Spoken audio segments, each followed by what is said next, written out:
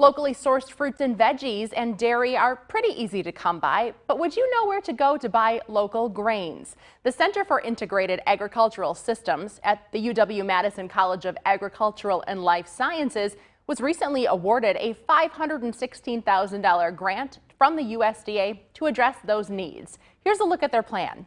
So for about 20 years now, we've had a really strong farm to school ethic, which is the idea of getting, Wisconsin grown and local grown foods into our school cafeterias, which is really beautiful because kids learn where their food comes from.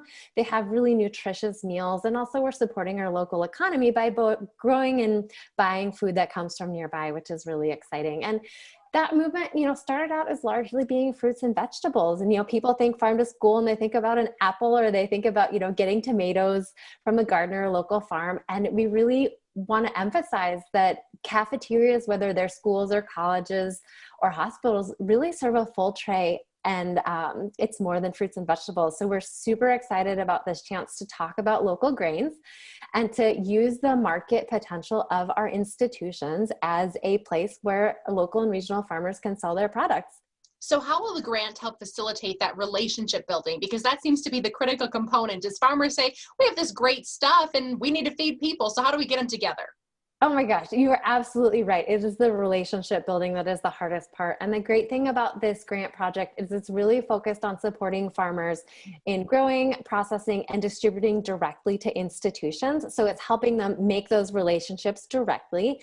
And this grant is working in partnership with the Artisan Grain Collaborative, which is a multi-state partnership to really support growers in growing some really interesting grains nearby and developing markets for them. But a really big component of this also is what we hear from food service is we want to do it, but we need recipes and we need tools to know how to use these grains, especially if they're unfamiliar grains or grains that they're not used to using. So a big part of this project is actually developing recipes and tools so that food service staff actually know what to do if they get in, a rolled oat from a local farm. How can they use that really easily? When we talk about farm to school, it's not just serving a dish in the cafeteria and hoping kids like it. There is a classroom education component. There's a cafeteria taste testing familiarity component.